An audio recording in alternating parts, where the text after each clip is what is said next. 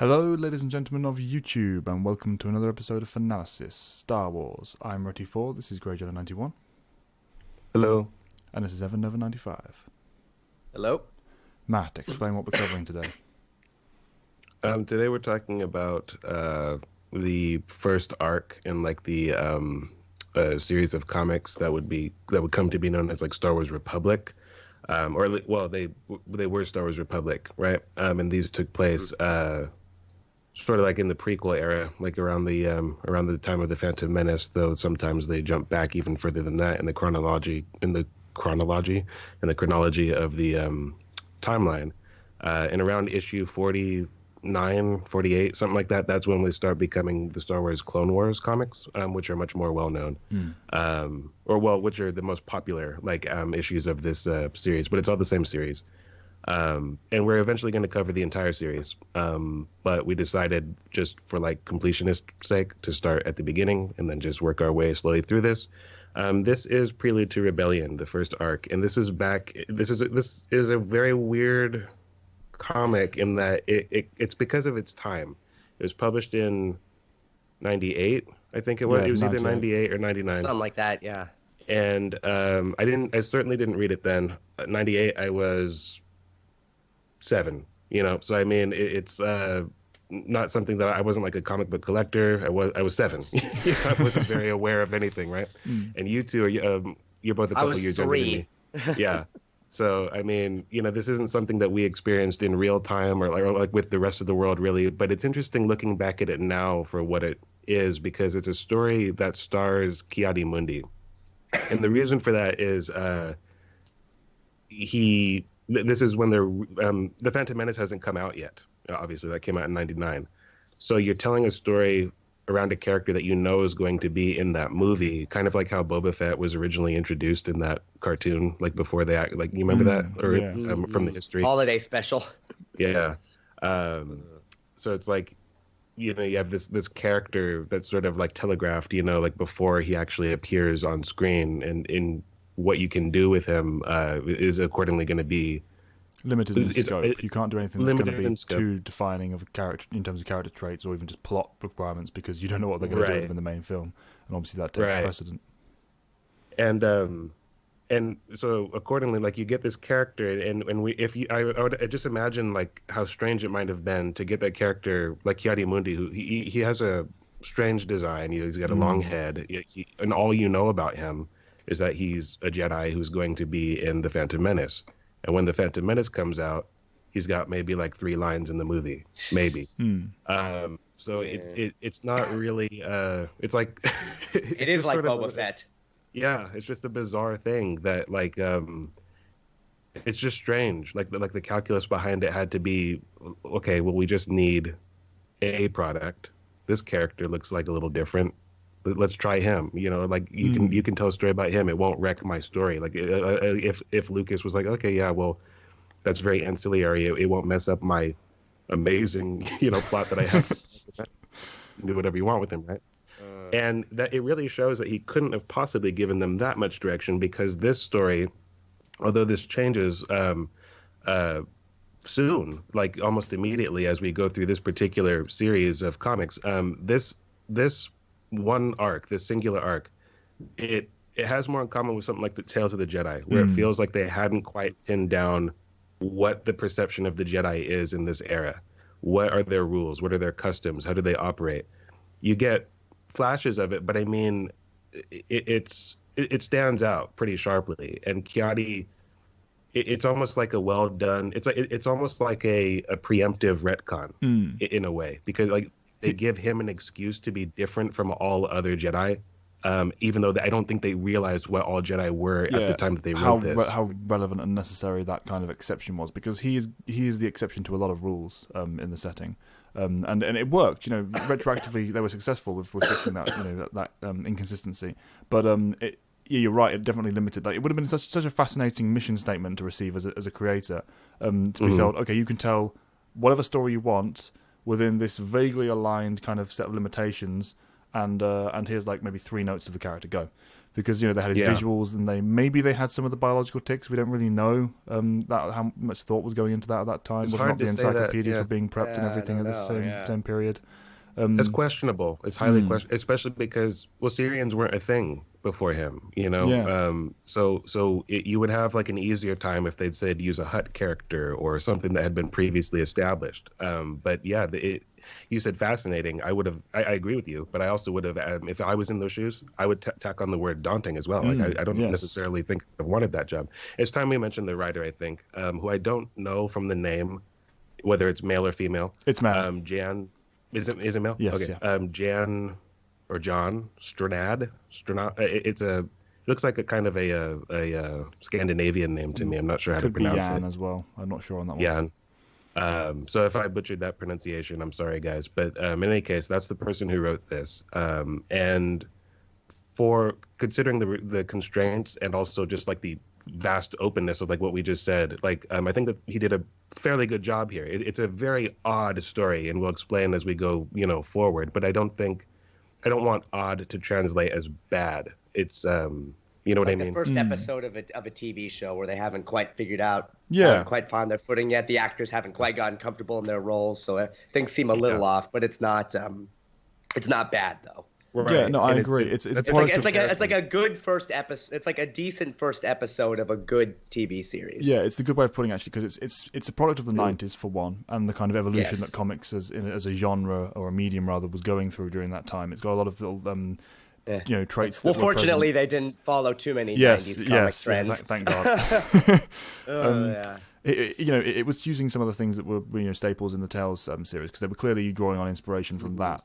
But at the same time, they were kind of transitioning into using certain more modern techniques in the medium, which I appreciate. It kind of lends it strikes a good balance between those. But also, as we said before, in the setting, this is the first step into the kind of prequel era. A larger world. First step into a larger world of the prequel era's universe. So it's given the fact that it was basically doing this blind and working blind on this regard.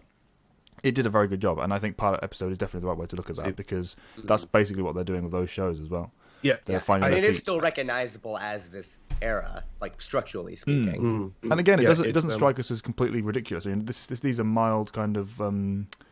It's noting things that are unusual. It's not like setting breaking or anything, which is very impressive.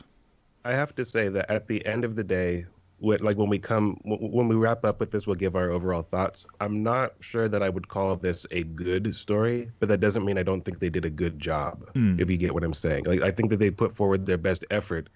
What shakes out is like sort of a grab bag and just sort of odd, but I mean, it doesn't mean that I think it's bad as well, but we'll get to that. And I want to kind of take a minute as well, like to address two things.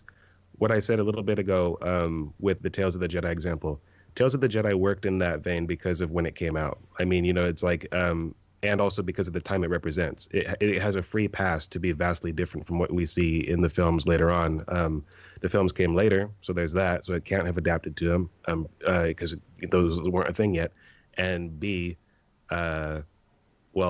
it's 4,000 years in the past. Of course, there's going to be differences, right? And that it occupies the time when, again, this is sort of retroactive, but you can kind of, you have to infer, and KOTOR 2 especially makes this plain. That's like the turning point from like the old Jedi traditions to what like the more modern sort of Jedi. So that we see that progression there. This is a little bit more unique, where it's like they were really not sure what they were about to get, and things were the world was about to receive like a massive shakeup out of world as well. I mean, the Star Wars movies were a big fucking deal back then. Like, this was the first Star Wars movie to come out in 16 years at the time, and it broke all kinds of records at the time. I mean, this was being massively anticipated. So this is like a daunting task, trying to fit stories into that world when it's about to be shaken up, as opposed to Tales of the Jedi, which is just trying to continue storytelling. And the other thing I want to address is Tales of the Jedi itself, because I know that we've told people like what happened with that, but a lot of people still like the reason we're not covering that. Can we explain that? That was so we did try and review them several times, in fact, over the years, and with varying success. Yes. Depending on the part we were covering at the time. Yeah. Essentially, we went through the entirety of the series. We and Yeah. There were 2 episodes that weren't very good, but then there were also 2 episodes that were pretty good. And one of them in particular was excellent. Yeah. Where we finally But dialed in what we were going to be doing. It's actually it's funny how, yeah. because it kind of separates like our older, more awkward style of reviewing things, and brings it back to, that's where we found like our footing for like what we kind of do now, like where we want to be. And then what happened, Callan? It wasn't your fault, but what happened? My PC decided to crash, and we lost the entire recording. Normally I make good great efforts to make sure I'm saving as we go along for that very reason. And this one particular day, I just didn't. So of course that was the one day we crashed. It's only ever happened once, but And that kind of desensitized us to the entire thing, so we shelved it. We'll give it a year. In 1 year, we will return to the project, and we will cover it. To add insult to injury, that part where we're always like, yeah, well, we're about to wrap up, and like, here's our outros. We were there. We were about to record those. That's where 2.5 hours in, and it was a really good recording. But anyway, we'll get there in about a year, guys. We will cover it. But this is just the reason we're starting here instead, because we don't want to touch that yet. We can't go back to that wound. Too painful. It's not ready. Give it time, and then we will go back to it. And it helps, as you said there before, Matt, that it's one step removed anyway, both in publication date and the chronology of the universe. So it's significantly detached enough that we can cover it elsewhere without opinions of this current era being hindered in any way. But yeah, so that's this kind of the frame of this story and how it's been set up and leading into it and everything, and the kind of history of its origin. Let's jump in with the actual plot of the arc itself. Yeah.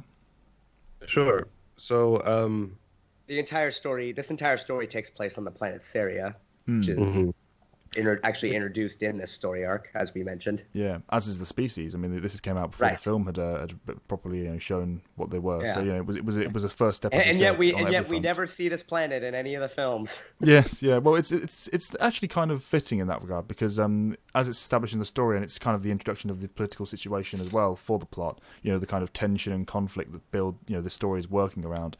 It's the fact that this planet is significantly, well, to use the story, the politicians' words, backwards. It's a step removed from the rest of the galaxy's kind of technological platform, and tech level in general. So that's the kind of focus of what this political discussion is. Somewhat technophobic. Yes, yeah. Yes. I mean, they are willing to adapt and introduce it, but they're very much a conservative, planet. They're trying to hold on to their roots to maintain their natural environment and keep it, at arm's length. The whole Republic situation, and that's what's trying to be pushed back on politically at the moment. The planet is a paradise, if you look at it like from a naturalist like sort of perspective. I mean, and if you're from there and you perceive a threat to it, and your race sort of has like it has an infirmity in that there's like this birth rate deal that's like inhibiting their ability to reproduce.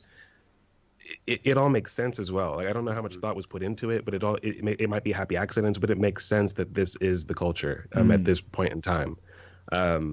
Even with respect to changes that come later on because Cerea is it's referenced in material that goes back like generations. The Jedi Order has had Cereans in its within its ranks for millennia. As we come to find out from later works, in more than one. There's a staple there. I mean, the Darth Bane trilogy alone has at least 2. So I mean, and that's just like one little pocket of it. So the planet has always had business with the Republic, but they have like it's nice how like in that, I don't want to call it the world building, but I mean, because we say that a lot. It's just like the intricate like web of like how they. There's like trade, but there's not like an established sort of like Republic presence emissary. And it's entirely believable how like because political relations between nations, on one world, aren't stable forever. They can go up and down. So like with a world, like it has like this sort of this history that's gone, this way and that with like the Republic and the Jedi Order and whatnot. So at the point that we're finding it, though, it's very not so much isolationist, but very traditionalist and technophobic, as I said. Yeah, and the change, arising at this point in time in the setting makes sense as well, because again, this it's laying the breadcrumbs up towards the main focus of the prequel trilogy in regards to the Trade Federation and the impending separatist movement. The political situation of the galaxy right now is nebulous. The little kind of feelers are being put out to all little areas of the world in the galaxy where they can anyway, regarding trade and military presence and just advancement and political maneuverings. The Trade Federation is trying to act outside the law at the moment to from the backing of Sidious to instigate just crises everywhere. It's by design. So the fact that this is coming up now, or rather, and affecting, manipulate the law to suit their need. It's all being worked behind the scenes, and it affecting this planet now, and having real consequences for the people on it, and the kind of dual perceptions of its people, because that's the next part of the conflict, the difference between the elder generation who have the experience and have the kind of conservative mindset built into them, and the younger generation who's perhaps more liberally kind of focused at this point in their lives. They're trying to focus on the future and potential and all of this stuff without the kind of temperament or tempering that the age could give them. Oh, that's the kind of conflict. I like as well that both sides aren't particularly wrong, but it's kind of playing with the idea that they could both be right in different ways. But that's kind of the focus that's brought in, and it makes sense that that's happening now because, as I said, the level of the galaxy's political discourse is changing and shifting. Yeah, and that's always more interesting when both sides have a validity behind it, an anachronism as well. They're becoming that, quickly. It's like, do we want to keep in step with the rest of the galaxy or not? Like, this is our chance. At the same time, what are the cons? Because there's always cons to these kind of things. So I mean, which has literally been like in politics forever. Oh yeah, literally. Oh yeah. Forever. Well, just human, or in this case, sentient. It's just a built-in part. Yeah. If any species has any form of free will in any regard, there will be conflict always. It's just a part of now reality. correct me if I'm wrong, but has there ever been a story that establishes what happened with Cerea during the reign of the Empire? I don't think so. Not that I'm aware of, anyway. Well, there's do we know what happened? I don't know where this comes from, but they were like decimated during like the Clone Wars, weren't they? Because like Ki-Adi's family is noted to be dead at some point, but I didn't know if that was comes from TCW Clone Wars material or if that was like legends, stuff. Like I don't know where that claim comes from. No, I've missed the boat on that. So it's hard to say for me. It would have been interesting if some of his like daughters were like alive in the Empire era. It could have been. That's what I mean. Like until, which I think it's a relatively late addition that they were all killed during the Clone Wars, like his entire family. But I think that I don't think that was always part of the story, though. I think that came in the TCW era. So there may be some, you know what I mean? If you ignore that material, just look at the original line, there you might be able to construe it that way. I'm not sure. I don't know. I don't think there is a story centered on Cerea. The most just you might get, you probably get some insight into that from the planet has to be featured in at least one of the role-playing guides, because and those often highlight, they like to flesh out the abstract stuff. Because that's speaking of family, after the summit we just talked about, we actually get introduced to Ki-Adi-Mundi's family. He's a Jedi with a family, as we've established, and we should probably talk about the reason for that. He a very large family. He's engaged in a polygamist culture, and that's an interesting aspect of Star Wars, in that you can have a franchise that is billed as like this kid adventure in space, but really like it has this ability to explore these complex themes and and complex, social like culturally taboo for humans as well in the modern era, but not like universally, but largely so.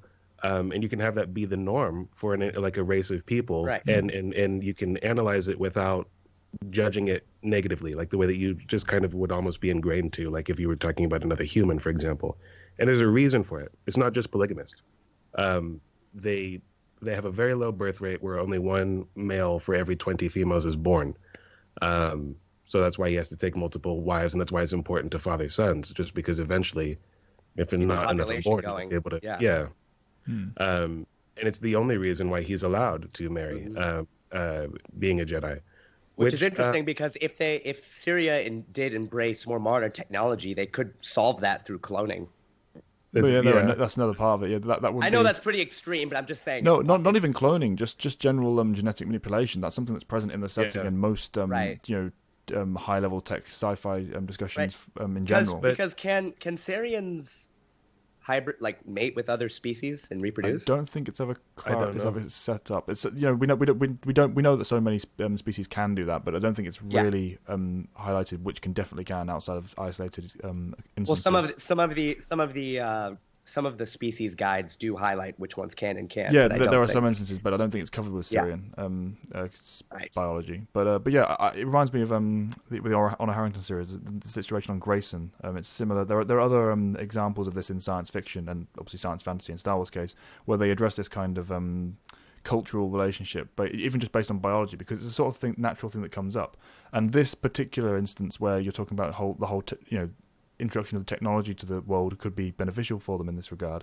I like that that's something that came to mind, because that's the sort of thing that you would come to if you were told to make, okay, let's make a sequel to this story. Let's re-explore Cerea and try and cover a general story in the setting. Let's just play with what we've been given.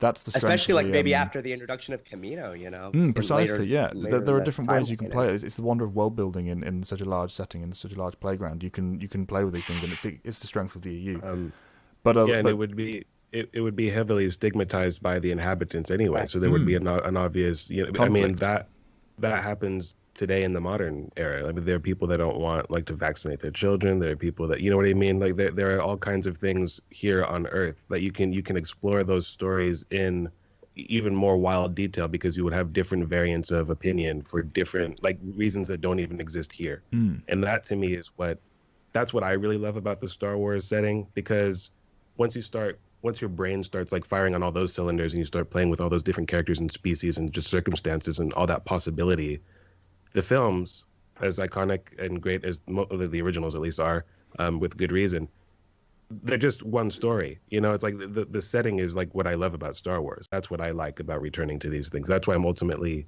glad that we have something like this. And returning to the story in particular, I was quite pleased because I guess we should talk about who his wives are now and what's going on. This was the part of the story where I was brought back in, because I'm no massive fan of Ki-Adi, right? I don't have anything against the character, but it's not someone who's ever particularly appealed to me. But this scene where we get introduced with the family and the kind of relationships he has with his different wives, this was the kind of just the natural focus on, and kind of that zoomed in focus on what they're dealing with on the planet right now. I liked the way it was portrayed. I liked the kind of genuine respect for the material they were at this point even just creating, with the amount of respect that was given to it. It made me remember what I liked about this kind of era's storytelling. That I was like, okay, yeah, so this may not be the story that comes to mind immediately when I think these runs of comics and think Star Wars in general. I mean, obviously not, yeah, but at the same time, it's not kind of to the expense of these stories. It's not a criticism of them as such. It's just a case of what they were going up against was so much larger in scale. I like when we take the time to focus on the small stuff, that's not in any way damaged by that. I can appreciate this story for what it is independently, and it seems like this. It certainly does a good job of explaining itself. A better job than one might expect. When it comes to setting the stage for where are we and why are we here, because. That doesn't always happen, so it's good. I agree that the tone of it is almost the tone of it is the nice tone of it, and that sort of small scope. Really holding a magnifying glass on what is really this huge setting. That's almost a bonus for me. I'm just glad that they explain why we're here. And I do think that they kind of stumbled and bumbled their way through this and just kind of got lucky to an extent, because they didn't know much about the setting, or they couldn't have, as the film wasn't even out yet. But it all fits in retrospect, and that's really cool. And the relationship with his wives, he has what are called bond wives and honor one bond wife and multiple honor wives, right? Yeah. I think he has 4. He has 4, right? 4 honor wives, or I can't remember actually. It does say in the comic. We're only introduced to technically. We see them all at the end, but in this main story, we're only introduced to his bond wife and one of his honor wives. Yeah, the honor wife specifically, the mother of the problem child. Malwyn, at the stage. was it? What'd you say? Was her name Malwyn or something? Yeah, Malwyn's. She's the mother of his oldest daughter. Yeah. Okay, and she's the one that he has a conversation with. She's basically. She's talking about wanting to have sex, and it's that's his bond wife. Is it? Yeah, okay. That's the bond wife, because she's the one that wants to have the child that hasn't yet. Have a conversation with. But I mean, in any case, again, Star Wars is a kid movie, and you can't criticize. Really? I mean, like the subject matter here is fairly obvious. We're shown that even Jedi struggle with marriage. Because the Bond wife wants to have a child, and she's frustrated that they haven't had the opportunity yet. A decision that was Ki-Adi's to hold, or he was the one holding it back rather.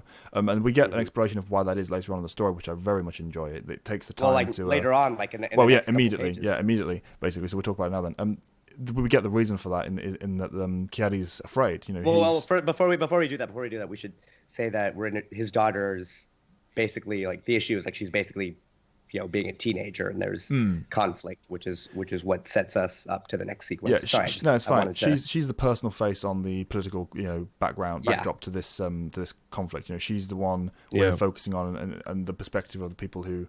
It's interesting because her actual view on the political situation isn't really touched upon. It's more focused on her rebellious nature and how that's just manifesting in the whole fact that she's going to these rallies. She doesn't actually ever have a sit down and have a conversation saying we should be for technology or anything like that. It's almost an aside for her, but at the same time, she represents that personal face to Ki-Adi and why he is now focused and caring and devoted to this problem even after his own political success. Oh, by the way, guys, her name's Sylvan. Yeah, Sylvan. Yeah.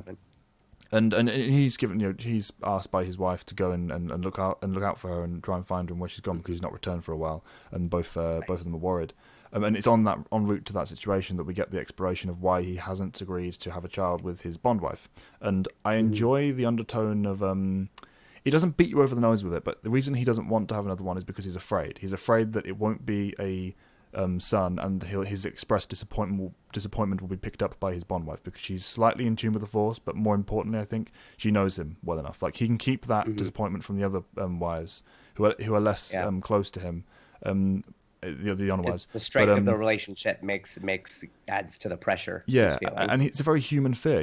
He's obviously Cerean, but it's in terms of storytelling, it's a very human fear to be worried about something as mundane as that. To think, I don't want her to be disappointed in me for being disappointed that it's not a son. And I like that. That's the lesson he's learning throughout this, because he's a pretty staid and stubborn character, Ki-Adi. He's not someone that is going to change, wildly in any given story, particularly one as small and focused as this one.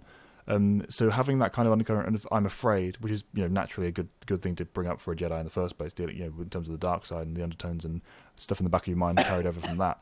But just the idea that he kind of gets over that over the course of the story, from the fact that he's represented by the more immediate fear of I've almost lost my daughter. I've not been paying enough attention to the wonderful jewels that I have in my own life already, and that paired with his lessons we'll get from the flashbacks and everything. The story spends enough time and does a good job of explaining why his opinion on this changes. And I like that it's like that subtle, more focused personal character conflict on top of the political one. Because the political one isn't really the point of the story. It's the backdrop. Mm-hmm. Well, yeah, it's just setting the stage. And it is kind of a shame that this is kind of the most we ever get of his family dynamic. This isn't really revisited in any heavy detail later down the line. Just kind of a shame. This thought process in his mind right now is the most interesting Ki-Adi ever is to me. Yeah. This is what I like and what I think about when I'm musing about the fondness I have for Ki-Adi, what little there is. Yeah. Well, he's really because Ki-Adi's kind of built up as like the Republic Jedi character in this story that kind of falls by the wayside. Abandoned. Yeah. He was going to be the star of this run. Yeah. It only lasts for like couple 3-ish arcs. Yeah. I mean, I would in my head I count it more as 2. But it officially is. There's this Outlander and. Well, Vow of Justice is slotted in that as well. Yeah. And then after that, he's still he's certainly along for the ride with the Emissaries to Malastare, but that's a clusterfuck. Like that's I don't know who's the star of that story. Well, I mean, but we'll get to that one. Get to that one. But and then after that, standard Jedi Master who's dips in and out of the narrative every now and then. Doesn't have much. On a personal level to provide for any other story. This is the most depth we get for the character, I think. And it's interesting to put it that way because he has like an unorthodox like background, but he like you mentioned that he's like stubborn and all that. These are all things that weren't necessarily established at the time. So that's what I'm surprised by is how well it fits in with the character that was established afterward. When you say he's stubborn and he's not the kind that will change his mind instantly, and the story spends time justifying that. The story didn't particularly need to, because they could have gone wherever they wanted to at the time. It's interesting how, and again, this is like the beauty of that era of the expanded universe, about how like those people paid attention to other stories that came before the ones they were writing and tried to make it, by and large, not universally of course, but by and large they tried to make it all fit. So and I it's by only that. the virtue of the fact that it was a more manageable task at the time, because there was less to keep an eye on. So even if you just want to focus on that, the reality still gave us this wonderful result. I love that we get that from these agree stories. with that. I agree with what you're saying, but I think they're to be commended for it, especially because there's no getting around it. TCW didn't make that much of an effort to, and in fact, like, we're just gonna go do this thing. There's material that, I mean, your issue with the canon films, for example, they got rid of the E, didn't even try. So that's what I'm saying. It's like, of course, absolutely commendable, 100%. It's just there are people who would make the argument that it's because there was less to keep an eye on, and it's true, but at the same time, it's irrelevant. That's not the it's very true. But and it's not. I wouldn't say it's irrelevant. I just think it's not the driving force, and that's I respect the driving force behind it. That desire to keep it cohesive. Because even then they didn't have to. Yeah, you're right. But anyway, it leads us into the as he's musing about this on his bike. We get to the rally, and we're also introduced to Ethan Mon. Yes. Yeah. Love that character's presence. He's the big blue sort of elephant dude that appeared in Return of the Jedi and Jabba's palace. As so many characters in the EUR, whoever they were present in the cantina or the palace. Yeah. Are we talking about the same character again? Yes. Is he blue? He's also blue. Yeah. Both Yid and Elephant Mom is. He did this thing, and I was thinking of like the elephant, like the playing the instrument, So that's what threw me off. Gotcha. But I like his presence in the story. I mean, he's obviously not that significant a character, but he's got that kind of sinister, foreboding kind of presence to him, and he's a smuggler. He's not this massive crime boss or anything. He's just this run-of-the-mill middleman, or not run-of-the-mill, but middleman part of the process for Jabba. So I like how much of a kind of quiet, threatening presence he gave, even with that kind of relatively mundane mandate. Now, what is he doing here? Let's sum this Smuggling up. swoops. And also, anything really. He's smuggling trade, so whatever he can make money off, he's smuggling. And we start with the thing he's extracted from the ground and saying, this is extremely valuable. And then we get the swoops introduced afterwards as like a bigger payday for him. So he's kind of just doing his job, and whatever that may be on any given day. His presence in the story is more circumstantial than anything else. That's the key point for why it doesn't really. It's not that it doesn't work, but that's the reason why I don't really care. Is because this feels not like a story completely absent of stakes, but like what our antagonists are working toward is so day to day for them that it's like it feels. It's not really a flaw. It's just something that disengages me. It's like I don't care about this. Yeah, it's not a flawed approach. It's just a disadvantage of this particular approach for me. I completely agree. I don't have any particular connection to this character or interest in him as the role he plays as an antagonist. I just like him as a presence in the universe. He's a part of the setting rather than a part of this plot, if you know what I mean. Or the themes of this narrative. He is part of the plot, obviously. Yeah, it's just I think that's the only thing worth noting there for me is just it's not so much I think they did anything particularly incorrectly here. It's just you can only care so much, or at least I can. I mean, this is the antagonist of this arc. You know what I mean? And it's just not particularly compelling. So there's that. I feel people should, if you haven't read it, just know this isn't really like a. That's the other thing, but we haven't really touched on this. When you think about how good this series gets after the introduction of Quinlan Vos, and if you go, oh, there's all these other issues before that happened, I wonder what's going on there. This is nowhere near the same ball game, guys. Like this is a completely different, box of frogs. Like, yeah, it's not bad, like I said, but I mean, it feels these. This story in particular, it just feels very pilot. How do you put it? It's almost like pilot and kind of like episodic, and like if you did, as much as we've praised things about it, if you did delete this and take it out, it wouldn't actually hamper anything. It just means that Ki-Adi wouldn't have any background story, which is that's a sacrifice. If you want to, if that character to that character, that would be a bad thing, but only to that. You know what I mean? It's a very isolated and focused story. Outside of the kind of breadcrumbs it drops to the Trade Federation, which could have been put in any story. It's not relevant to this conflict. And of course, as we said, they're sprinkled all over the place. But it's not necessary to the overall setting. Whereas you look at something like Tales of the Jedi, which, while a huge step apart from the current part of the universe, current part of the timeline, it still sets up so much, to say nothing of the whole Revan era conflict. That was entirely dependent on the situation of Tales, or at least it attached itself to it, and therefore became dependent on it. So it's a smaller scale story with less branches out to the rest of the setting, and as a result, it's that's to its strength and to its detriment, I think, and not in like a negative way. It's just a reality of what happens when you tell that kind of story. As bizarre as the story is, it is focused, so it works well within the context of just the story. But whether or not that story is going to influence the way you think about much else in the setting, probably not. I would say, And it's standing up to stuff like you said, like the Quinn and Voss arcs anyway, the Ada arcs. This is not something that had a chance, really. And the only reason I would compare it to that is because that's all part of the same series. It's like that might be people's perception of the series quality all throughout. And while that is the majority of the series, it takes a good 4 arcs to get that good. So it's like these earlier issues. Not saying they shouldn't have existed, but they're just not the same. But they're not. Definitely worth the read, but just with tailored expectations. Don't go back to these expecting more Voss, or more quality from that area. It's definitely a drop from that, but it was, that's almost by design. It's by its nature. It's not like it's a ramp up to that. Yeah, and they hadn't found their footing yet. I think that's pretty clear. And the fact that we got such good stories, not necessarily this one, but the early arcs after this, even despite that, it is a strength to the to the writing team and a credit to the whole approach to Star Wars at that time for me. Mm-hmm. So after the introduction of Mon, we have this. Did we really rally? Yeah, we have the rally. Yeah, it's kind of rally, really? It's kind of the inciting incident that sparks off the plot and how it is relevant to the conflict. We've got was it Bronn?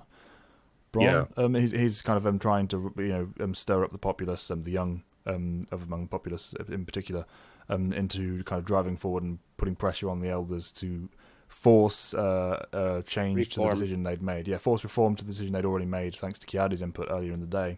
It went against the kind of approach of the technological, I guess, revolution. I suppose industrial revolution style. It would have changed the planet that much. He's trying to make these people, if not create the change now, which they certainly were aiming for as well, then at the very least grow up into people who would be willing to do it later. All for the sake of Trade Federation profits. So, it's bigging up them as a bad guy as well in the back of our minds. And this is where that sparks off with the whole conflict, because Ki-Adi decides to get involved. It was funny when we were talking about the Grindelwald situation map before, because this is kind of a low-key equivalent of that. One person says, "No, come in, look, let him speak. We are free, we are open, we're letting people, we're having an open discourse here. This is not about stamping on." This is a little bit more ludicrous, though. Absolutely, but it's the same kind of vein of the situation. The antagonist lets him in because he knows he's only going to play into his hand. And all the kids are like, "Shut up, old man!" Yeah, they go crazy. I like that the daughter didn't, though. I like that Selwyn had a clear mind about this, even though she wasn't fully on board with the situation. You call her Selwyn. It's Sylvan, by the way. Sylvan, not Selwyn. Sorry. Yeah. She obviously doesn't want to badmouth her own dad, She's like a rebel, but she's not like a, I hate you, Dad.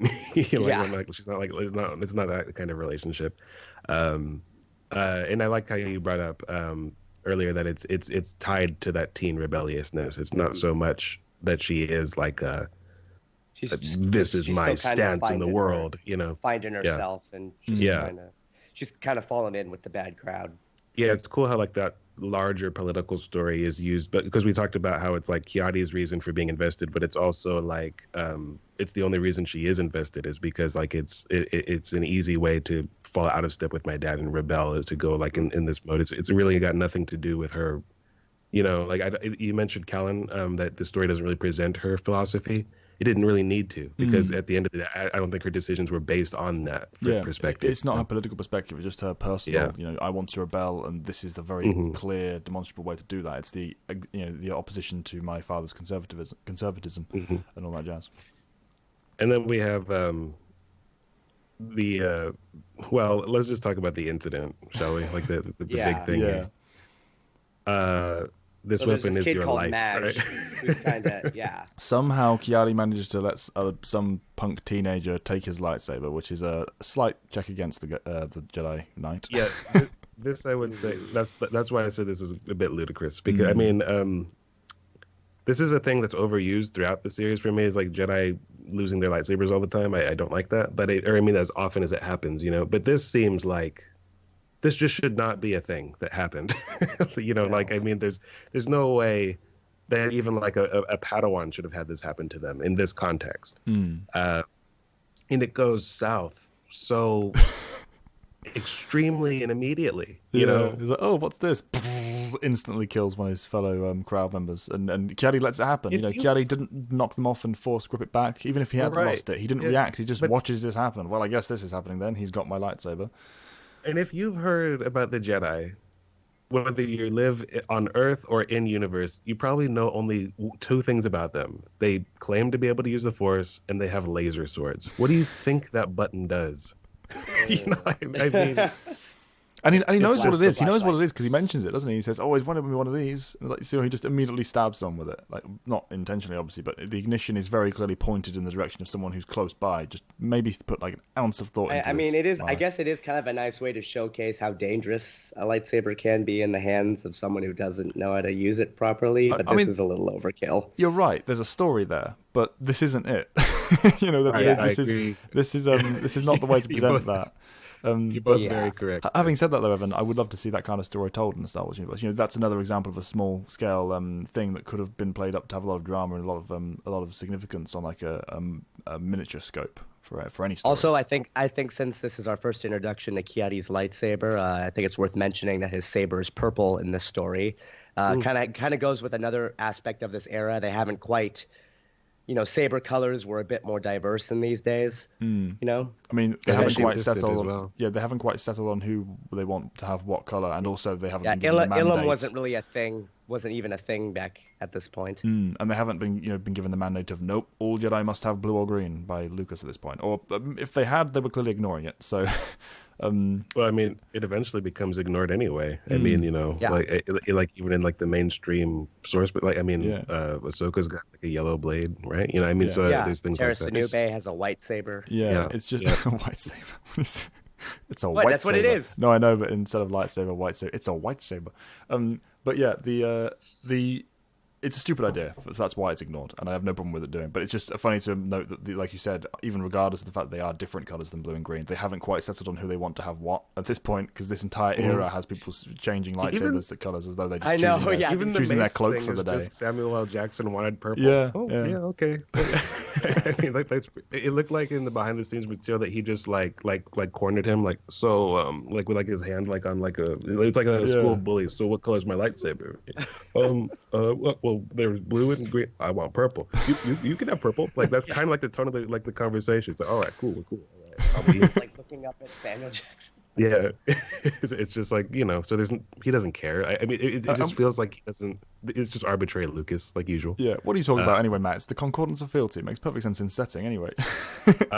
It once did, and then like they retconned it and like inverted it. So now it makes less sense than it ever did. But anyway, but passing over that, so this is like used as like sort of like a scapegoating attempt in the end, against towards the elders and charged with.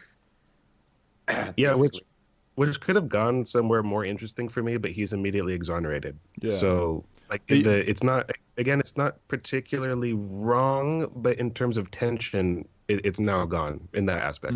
It could have gone that route, and I don't know about should. I know that's not what you said, but I don't know where it should have done. But it is an option they could have gone. What we did get, though, the interesting part of it for me, even if it was presented extremely plainly and obviously, was the idea that so you're happy to look at all these technological advantages, look at all these things that helped exonerate you. Look at if without these, your argument, we wouldn't have been able to save you. It would have been a backwards situation, and I like that that's introduced for that, because that could have been another part of the story. It's kind of rendered moot because Ki-Adi immediately, and as he should have done, said, "Well, I have no problem with it being used in certain areas and in certain limitations attached.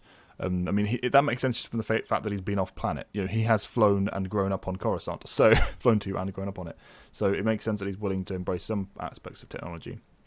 But they do keep his lightsaber as evidence. Yes, that was a bit like, okay, really. That's just plot convenience. They don't want him. They don't want it to be too easy for him. Yeah, and they do give an explanation later on. The political situation is what has them keeping it. But it is, like you said, it's very much a case of let's just contrive the plot so that he's limited, and so that we don't just have him cutting his way for every single problem. Yeah, because the lightsaber just is a very story-breaking weapon in certain situations, especially on a planet like this where you don't really have technology, much tech that could rival a saber. So, yeah, I mean, and also like no one really trained anyway. Yeah. Like, I mean, that's why I mean it's not accurate to call this a story without stakes. The stake is like his loss of his daughter, right? But in terms of physical threats, though, there's very little in this story. Yeah, you rarely feel like fear for him, even when things aren't going his way, because they take steps to try and increase the tension and make it so that he isn't just walking, breezing through. Even when he gets his lightsaber back, he gets injured. Yeah. But you never feel. Which I mean, like I don't personally hate stories like that, because I'm always of the opinion that the overarching plot is the most important part. That can come at the expense of action and the right story. It's just something you should be aware of before you pick this book up, because if you are a hardcore action fan, this really isn't the story. No. Yeah, absolutely. The way I'm inclined to think of it in that way is, you could put a smuggler character who can't feel the Force, and they would still be able to make their way through this plot. It's like this isn't like a Jedi-centric adventure. It's interesting for other reasons, but it's not like you're watching the Jedi. It's like a Han Solo. Yeah. Which is appropriate because it's a focused story. Yeah, it's also appropriate though because it's focused on him as a person, not him as a Jedi. So it's nice that they've kind of focused in on that for me. I appreciate that. Yeah. Also, just one note as well, just because I thought about going back to how you said you don't like how they often take away lightsabers in stories, Matt, and I completely agree. The reason I don't like how they lose them. That's what I mean. They're always dropping them. They've been dropped them, lost them. There's literally there's an episode of the Clone Wars. Not to keep harping on about that, lightsaber but lost. I mean. No, not even that one. There's one. I get what you're saying there, but I mean, there's an episode where they're underwater and like Anakin's lightsaber is just floating away, and he's like being restrained. Use the Force. Yeah, draw it to you, like literally just like I mean, and he's. It's like what? I just don't understand. He can't concentrate, Matt. He can't concentrate. That's why he can't do it. But yeah, I completely agree with all of that. But the reason I think it works a little bit more here, even if it is, well, no, it's as ridiculous, but it's more excusable for me here. Is one, because it was one of the earlier instances where it happens, so it wasn't like they've been doing this for 10 years at this point. And two, it's they try and explain it away again after the political situation. Like this isn't just they didn't remove it and have that one instance being attached to it. He didn't lose it or go missing or he get kept by this. Marge could have kept this and been running on the run with it, and that would have been perfectly serviceable. But yeah, this isn't inexcusably bad. It's just something that I don't really like. But I mean, the whole situation is really what you guys mentioned. It's contrived, is what it is. If he had legitimately, been beaten by some force, that like, and he dropped it down like a well or something, like whatever, like that would have been like a better excuse than just what ends up happening. We're just going to withhold this from you until you need it. That's what it feels like. And literally, because that's what they're doing. It's and the way it gets returned, but we'll get to that in a bit. Yeah, but it's very, as you said, it's very contrived on every front. But anyway, he goes home and finds that the hooligans have broken into his house to steal food. Yes, the Joker. Well, they are. Yeah, I know. That's such an old funny nutty word. It's hilarious. I love that word. No one says that. I've never heard anyone as young as you say it in serious conversation. The hooligans. The Joker gang, effectively, because that's what they are at this point. Yes. This is like, I know it came before, but taken straight from Batman Beyond for me. and they get on their bike and they ride off with groceries because that's what they're stealing here. Which is just the thing. This is a high stakes story. Yeah, the thing to focus on this one is as well that the daughter let them in. It was a kind of betrayal. That's why this moment has any gravitas at all. And it's the reaction of the mother and the kind of raising of the immediacy of and urgency of Ki-Adi's involvement. Because if she's going this far, it's a lot more severe than he thought. But even she's not fully on board with it, because she even says in the next page, like, why did we have to steal these, you know? Yeah, he could have scraped something together. Swooping away from with the things Ethan Mon gave them. So yeah, Ki-Adi with his urgency kind of amped up now he's realised how bad things are. Even though, like you said, Evan, she's not quite on board with them at this stage. She's still going along with it, in her own way. He then goes out to try and find her again and make sure that he's using all of his assets and resources. It draws attention to the fact that he's been working here for a while. He's been present on this planet. It's not like a short-term holiday away from the Jedi. He's again going back to the whole how things haven't really been established. We're sort of going with the Tales method of them all being kind of stationed. Is he a watchman? Yeah, it's implied that kind of situation. Yeah, situation because that was established in Tales. I don't know if it's established here, but the implication is a result of Tales. Yeah. In other words, I don't know that he says, "I am the Jedi Watchman of Cerea," but that's the way. Yeah. That's clearly the case. Does he? He definitely doesn't say that. But that's the only like I said, implication we can take from this because of what we know from Tales. It's something they've gone back. Oh yeah, look, they've clearly get stationed around, and he's on Cerea, and that's why he's here. Because this would be a brief Well, even in these comics, like the concept of the Watchman, Jedi Watchman is maintained. As we see with Trasa later. I think it is exactly. I think it is established in some source or another that he was. I just don't think it's called attention to in that terminology in the story, of course. Yeah. But I mean he certainly acts like one though, because like a watchman's kind of like helps bridge the political gap between. Right. Yeah. And he's also not necessarily permanently based here, but because of his family, he'll be spending long swaths of time here. So it's not he just comes and goes or dips in and out. Like he spends time away from the temple more so than most Jedi. So that's a feature. As is the role of being the Watchman, like you said. Yes. So that kind of fits here, and it also explains why he's got kind of which is why I led into that. Explains why he's got this kind of network and these assets to draw on and these people that he's had informed for him before. He's dealing with just basic patrol stuff here. He's dealing with this crime gang is doing this, therefore I'll get in touch with this informant and help deal with it. So he's drawing on one of those assets that he has. We don't know how to say the name Yidi. I'm going for Yid personally. Y-D-D-E. Agent Y, Secret Agent Y. So he's an Ortolan, and that's the one with the fingers that plays that instrument in Jabba's palace. It always feels wrong to call that a palace. I know, right? Jabba's den. Yeah. But yeah. So this is the poor guy. He tries to find him by seeing his going to his family first, but he's not there. Right. And so he winds up. What draws him to Yid exactly? Just the fact that he's been useful in the past, and he knows. He knows things. But is it kind of like coincidental then? Because Yid was approached by Ifrit Mon earlier in the story. Does Ki-Adi-Mundi know that, or is it just sort of plot convenience? Remember. I think he suspects. But what's it based on? Like it just seems like I'm not. I can't. I lost track of the thread of the binding here. Like that what connected the two ideas or the two figures. Like why does he know to go search? It may be a plot coincidence, and he was just going for a general informant who happened to also be the exact person he'd need. I can't remember. But Evan, you have a look at that. It said here that he's a good source because of his position at the docks. Yes, you're right. That's the lead-in. Yeah, he's got a lot of he's got a large net that he can cover with that. Yeah. So it's a shrewd suspicion that this person can help, but he doesn't know it. So that's excusable. That works. Okay. Yeah, and it just happens to be that yes, he not only can he help, but he can help with an extremely real sense. But that's because he's overseen this interaction between Ifrit Mon. He goes to a cantina and finally finds him. And he's reluctant to help. To help, yeah. Well, he was approached by Ifrit Mon earlier, so like he kind of he doesn't want to get further in deep into the hot water here, So he's playing a self-preservation game, which is understandable. It's not a selfish way. It's trying to stay alive. Yeah. And it's certainly not presented that way because he makes a point of when they go into the alley when he's leaving and Ki-Adi's trying to convince him more. It makes a point of showing that he didn't help him in the past for the money. He sometimes took it because he needed it, but he was doing it because of who Ki-Adi was and what he represented, a force for good in his home. We see, obviously, at this point in the story, we're thinking, okay, clearly that's not enough this time. He's too scared. But he has actually taken action, and he's taken the credit and replaced it with the bit of information that Ki-Adi needs. So he's actually made the decision to help him even now. So it's nice just how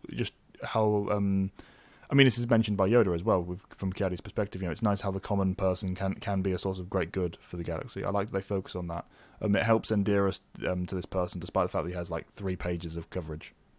Right. Yeah.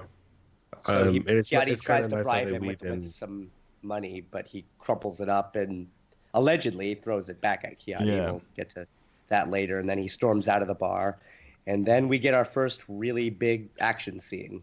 Yes, well drawn as well, I noted. Not anything spectacular, but well done. And definitely the most animated, for lack of a better term, we've seen this story thus far. Yeah. Well, it's not an action story, right? So I mean, it stands out for that reason. The art is pretty consistently, it's good, but it's not like particularly like my cup of tea or anything. I'm surprised that it's as good as it is, shall I say, like for the quality of story that we have here. Mm-hmm. But yeah, it's also one of those few instances where we get a Jedi, completely fighting unarmed. Mm-hmm. Yeah. Again, going back to that restriction of not having his lightsaber. So yeah. They later are fairly consistently portrayed as being better than this, though. Oh yeah. Yeah, I know. Because like you think Mace Windu in the Micro series against all the super battle droids. Yeah, and that's like the most extreme example of it of all time. But like even just grounding it in the comics, I mean, you have Agent Kolar on Nar Shaddaa. You've got like multiple instances of like Quinlan Vos. You've got, I mean, just the fact that like people that Ki-Adi should be on the level with. Yeah. Well, Ki-Adi, again, going back to the kind of accidental consistency.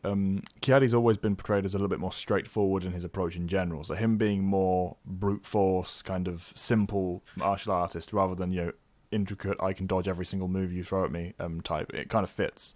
And it's certainly, even with like the facial expressions and how he's taking these guys out. But again, you could say the same about Aegon Kolar, and he does True better enough. Yeah. Same situation. It's and I mean, Agent Kolar is probably he's one of those people that like he should be better than he ever appeared, really. Like I mean, based on, but so I can understand that the idea may be that he is supposed to be superior to Ki-Adi, at least in a combative sense. But like it's just funny how they hadn't quite. It feels like, and probably this is because like the films hadn't been out. We're not quite sure how good the Jedi are really supposed to be, because if you look at like the older material, I mean, it's very inconsistent. Yeah, because like you have people in Tales like casting all these crazy like battle like spells and stuff, and then you got like the old original films where it's just, well, I can like block a lightsaber or I can block a blaster bolt and then move some stuff maybe, and then then you've got Mace destroying an army, and then you've got Dark Empire, Palpatine's like destroying planets, right? And then you've got like Qui-Gon and Obi-Wan just running fast, away from Droidekas. It's like power scaling in Star Wars has always been pretty, yeah. And this is and again, like the pocket when they made this, they didn't know, they couldn't really know how good should Ki-Adi really be, So I mean, he's in not just this arc, but in like in Outlander as well, he's going to be struggling with some relatively basic stuff compared to like the big guns that come out during the Clone Wars, and I feel like he's been a little bit slighted, but he gets some redemption in standing up to Grievous and things like that later on.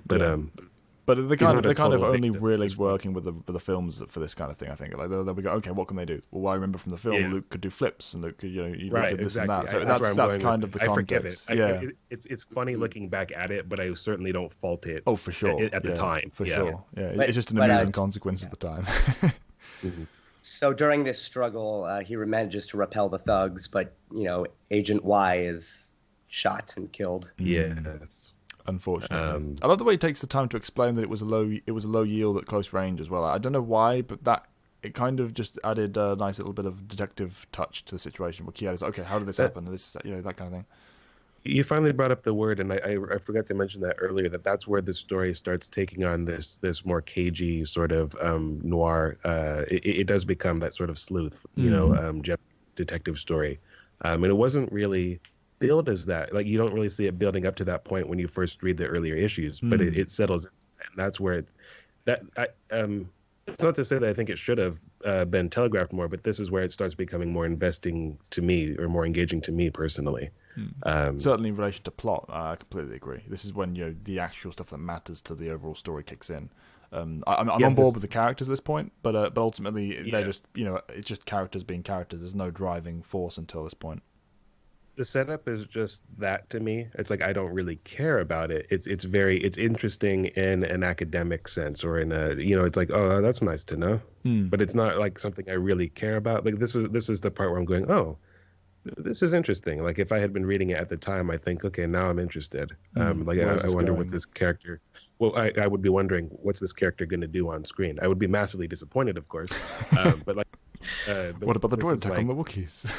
Oh gosh, that's not for another like 7 years since like from this publication. But in any case, back to the events. Ki-Adi's never going to be able to live that down.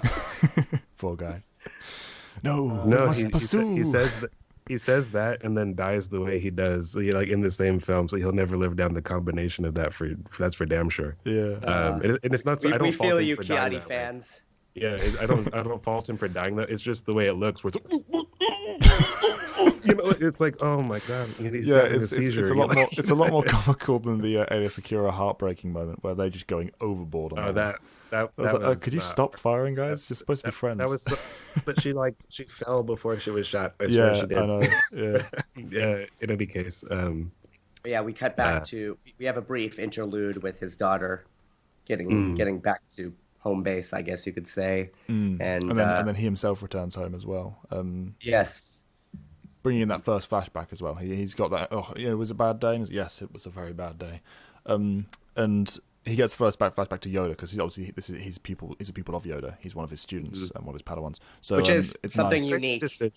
Strange decision. I think that wouldn't have been made if they'd had more information about where the story was going to go later on. Agreed. They didn't have a large pool of masters or even a frame of reference to create their own pool of masters to draw from.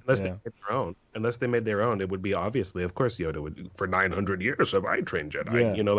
Like that's all you know about Yoda. So I mean, of course, he was just trained. But by again, Yoda. it is something that makes his character more unique later down the road when we see that Yoda's actually very stingy about taking one-on-one students. In fact, was he obviously before Luke? But was Ki-Adi his last personal proper Padawan? That's the implication. Yeah, it seems. I think so. Yeah.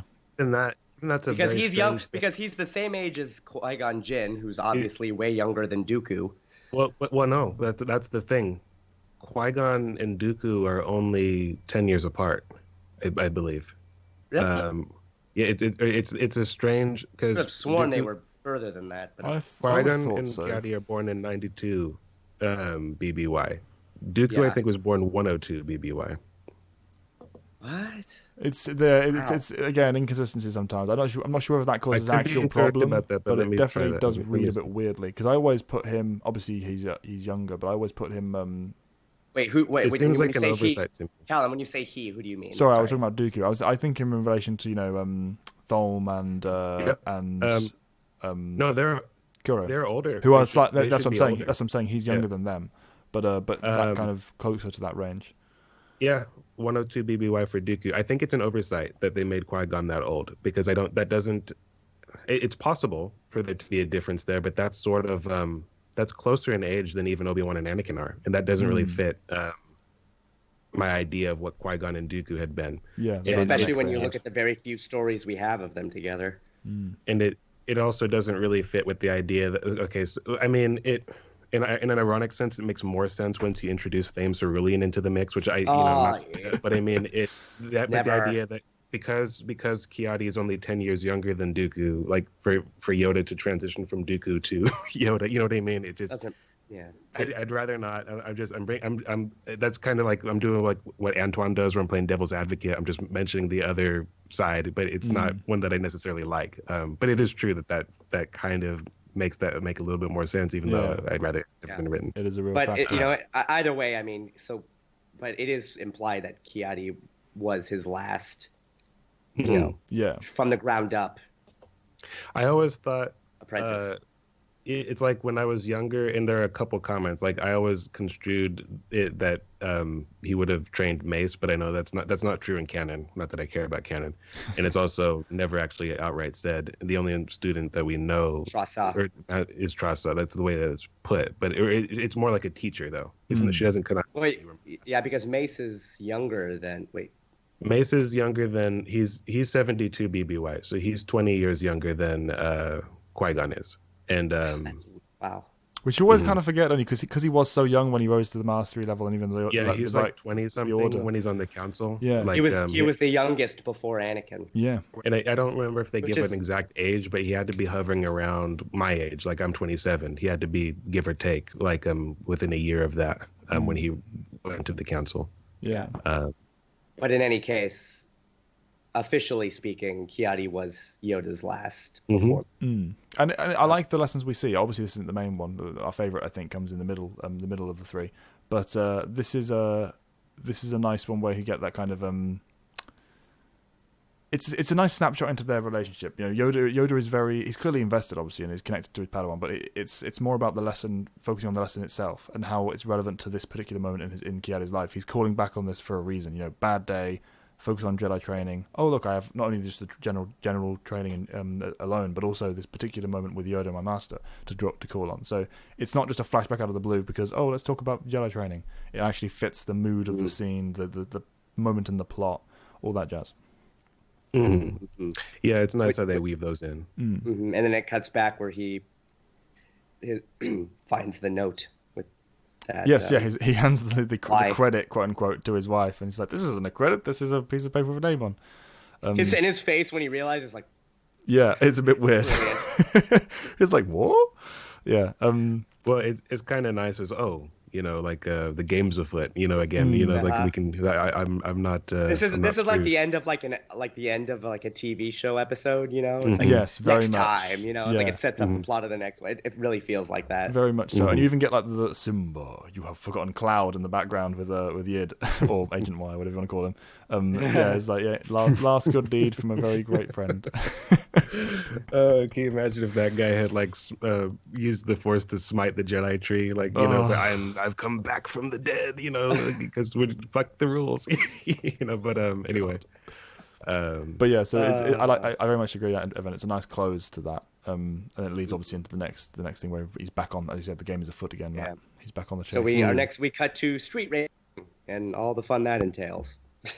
Yes, just again hooliganism, to use your word. Yeah, this is just sort of flair to me. It's not particularly interesting, but it helps describe like the setting again. And these next several of these next few pages is just kind of set up. Yeah, well, it's the introduction back into the arc, isn't it? Because again, as you said, this is a new issue, so it makes sense that they're doing this. But it is just essentially filler. Explaining where everyone is at the moment. And then really we'll get to the interesting part of it. Yeah, one of the most interesting parts of the entire arc for us, I think, with the interrogation of the Grand. As you like to say, for me, it's the most interesting. Full stop. Like he goes interrogation mode. Yeah, this is interesting to me, not so much because of what he's doing. Well, it is. I mean, we've always known it's not like a new idea. Like the Jedi mind trick is that goes back to the original films. It's one of the few things most of the Jedi know about the Jedi, and it's or most of the galaxy knows about the Jedi rather, and it's a reason why people are often treat them with a certain degree of misgiving, or and that's valid, I think. It's like if you've never met one and you just know that they have this ability, you would be wary about interacting with one. I would be, like I have a certain trust in because of my knowledge of like the lore. But if you like dropped me into Star Wars and I didn't know all these books and I didn't know who they were, and I just knew that they could do this, or had heard tell that they could do this, it's an interesting dynamic there where allegedly they're like champions for peace and justice and all that good stuff, and they are by and large, but you have to trust that that's what they're going to use the abilities for. And here, although you could argue the long term, he's not doing that. Like he's all instances in this arc actually with Ki-Adi. Every time he uses the mind trick, it's like this is. I can understand the fear and apprehension that is aimed targeted towards the Jedi, because if you're just a man on the street, as you said, you've heard the tales. But that's it. You don't have any reason to trust it. You'd be filled with immense fear if one of these people approached you and knew nothing about them and they were just complete strangers. It's very much the audience perspective that excuses this kind of behavior for me. In a practical sense, I'm not saying he's wrong. In like I need to do this, But he attempts to justify it. He says it's coercion of a sort. It is coercion. There's no two ways about that. It's softening the blow, I think. It's like in his mind, maybe he's trying to justify his actions. And I'm not saying he's wholly unjustified. I'm just saying these are shady means of obtaining what he needs. And I think we also get a little world building in the sense that it's established that by Republic law, if any confession, unless authorized, is inadmissible. Yeah, it would be inadmissible in court, which is makes sense. Yes. And not just because of Jedi. Jedi aren't the only telepaths, for example. So I mean, there's a variety of reasons why this should be the case. But yeah, I mean, and even within Jedi, it's not like Jedi are infallible, or there should be prescriptions against this sort of way behavior or being able to. It makes sense. That's the law in short. But I like the. Or what I find particularly interesting about this, again, is because of the time that this was published, it's an interesting way of introducing the Jedi or reintroducing the Jedi to new readers. I mean, if you don't know what they are, this is potentially disturbing and off-putting. And I just wonder, if somebody, who maybe didn't read the Tales of the Jedi, imagine that you hear that there's more Star Wars movies coming, and you go to the comic book shop and this is there and it's supposed to tie in, and you're looking, this is the character. It's not a miscalculation necessarily, but it's an interesting call. Yeah, it's an interesting approach to tone. As you said, every comic is someone's first, and to have this be that for you, and this be your introduction to the Jedi, to this character alone, even if you don't think it's something that should be attached to all Jedi, this character has made this choice. It's interesting. I'd like to hear the thought process behind why they made that decision for him, and in this moment, why not have this be a little bit more excusable, a little bit more convenient for him, so he didn't have to make this decision? Because it does, like you said, it's a bit... it's warped. It's a necessary evil, but it is an evil to do this, and he acknowledges it in the prose. So I like what you said when you said the thought process. I'd be curious to ask how much thought actually went into it. Yeah, was it just kind of a hand wave, kind of, we'll just have him do this, or was it like, no, let's try and shape this to be a bit more, not sinister, but leaning in that direction in terms of how it's presented. Yeah, I'd love to hear that. It's fascinating. It's just it's the most interesting food for thought that's anywhere in this, from that both in universe and out of universe. Like when I go, okay, this is an interesting circumstance and an interesting interplay between these characters, but I also wonder, how did we get here? Why did they write this? And why this story as well? Not just the fact that it's the first or potentially the first. It's why this story, because it's not like this is the kind of thing you can write an entire narrative around. This can be the entire conflict of the story, and it just wasn't here. It was an addition, and certainly one I don't dislike. But it raises that question of why. What was the thought process, as we said? So interesting food for thought, like you say. And it's interesting as well because we don't have the answers here, like in this discussion. These are things that we're genuinely wondering about. So, there's that. Someone out there knows the answer, or may have forgotten the answer. The writers, the creative team certainly do. Yeah. It is the information, and that leads him to the hideout. But he is unfortunately too late, and they've already moved on. And he finds a little. He sees a drawing on the wall, which then leads us into another Yoda flashback, where we see him, doing the Luke thing with the training room. And can I just say that I don't dislike the design of young Ki-Adi. It's just that I'm so used to seeing him a certain way that when you see what he looked like back, it's like whenever I see a picture of Jedi Dooku, it's like the contrast is so much from what I'm used to seeing him as and how he's often portrayed. It's just kind of jarring, Yeah, I like Jedi Dooku, if only because I like the way he carries himself. Right. His character's not the issue. I'm just talking pure looks. Yeah. Sure, I understand that, but it's like to me, it's that translates in my mind to what I think all of us are interested in adventures for Jedi Dooku. We all want that story. So yes, I mean, like please, to me, more. We want more. that's an image that to me is welcome. But I agree. Particularly very young Dooku. Yeah, that's like or I guess the way he looked in Galadran, like that design, right? Yeah, never a huge fan of that. Yeah, that's a disconnect for me. Yeah, that kind of thing. But here, like this does look like okay. So this is like when Ki-Adi-Mundi was rocking out back in the '80s. It's very extremely different, So and he's pretty like ripped too. It's just like it's just weird. And that guy next to like Yoda, it's just a bizarre visual. And it's in a relatively small kind of mundane room as well. The backdrop isn't like Jedi Temple stadium sort of thing. It's just it's very strange. He just wants to feel the wind on his pecs, and we know he maintains those even into his old age. It's not something that he loses. So yeah. Well, it's interesting because Ki-Adi is older, but he's not like infirm. Yeah, he's like so he should be about 70-ish when he dies, like the others, or like as Qui-Gon would have and been. Do Cereans have a different vitality rate than humans? Don't know. I don't think so. The implication is because like the one who's elderly, when she's like in battle with like Khan, like when Kopej goes to like assassinate her, like during the space battle, it seems like she's just as infirm as like an elderly human female would be. Like it doesn't, and she's not like magic old. Like I'm 400 years old. She's just old.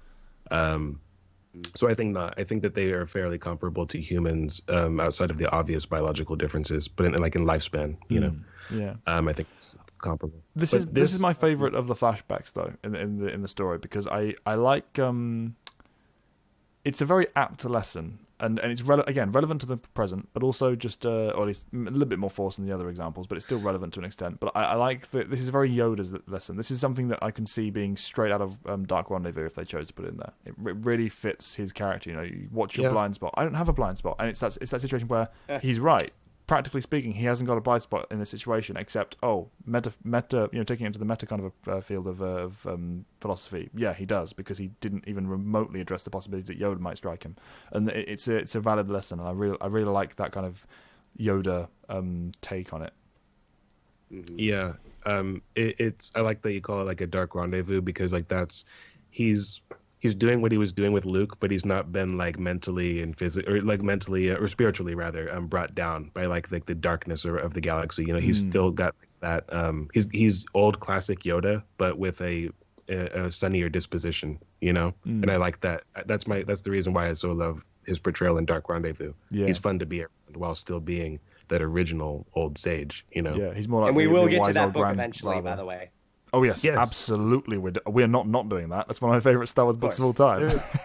There's really not much that we won't do, guys. It's just it's all in time. Like it takes time to do these things. Yeah. Or just do look how long we're spending talking about this comic of all things. Yeah, I was thinking a minute ago, we are really squeezing this one dry. I did not think we'd have this much to talk about. But yeah. Yeah. So after the flashback, we cut back to him, and he sees the drawing of the face, which he. Yeah. No, this. Matt. How about you describe this?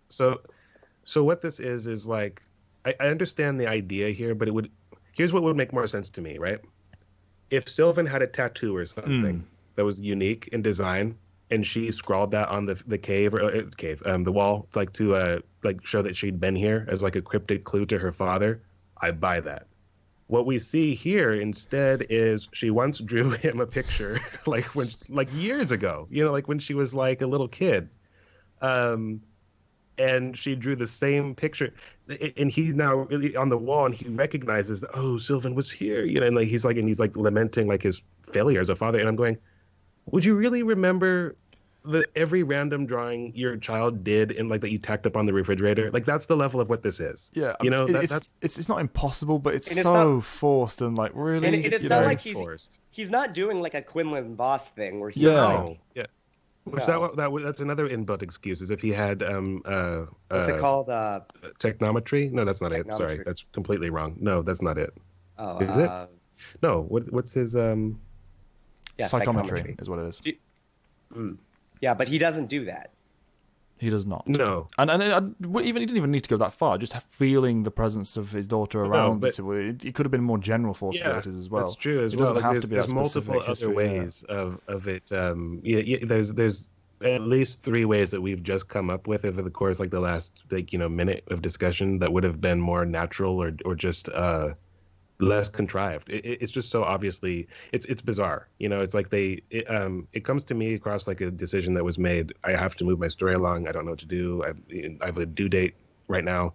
I'll just go with this. It just feels like a bit much thought into it, or couldn't afford to. One thing I will give it though is it does lend, as opposed to these other solutions we've given, not that they couldn't work, more credence to the connection he has with his daughter. It's more recognizing that idea that it is a blind spot. This is he's not recognizing the anger that she had even when she was 6, which is nice. Yeah, precisely. Which is a good lesson for parenting. Good to be aware of, even if it seems insignificant. What your child is feeling or how they're acting out could be connected to a larger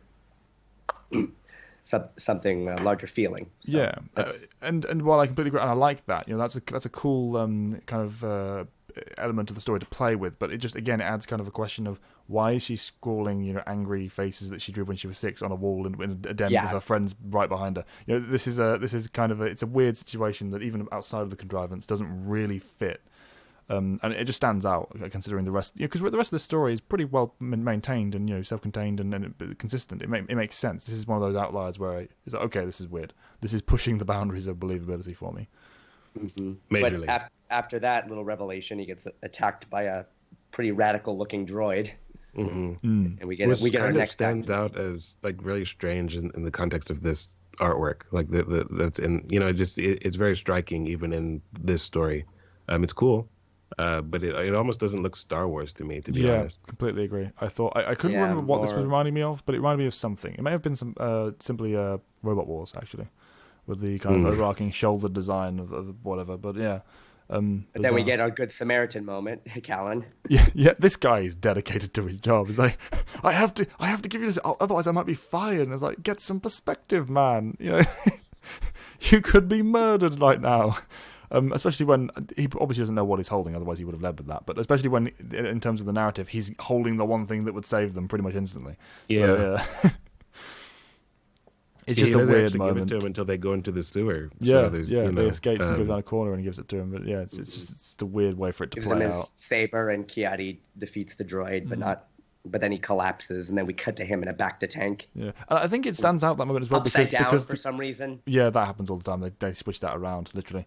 But the what stands out to me about that moment is that he's not another character. He's not like this random person who comes back or is now introduced like a kind of sidekick on the story or anything. He's just this random no-name NPC that walks into frame, has this weirdly committed moment, and then leaves.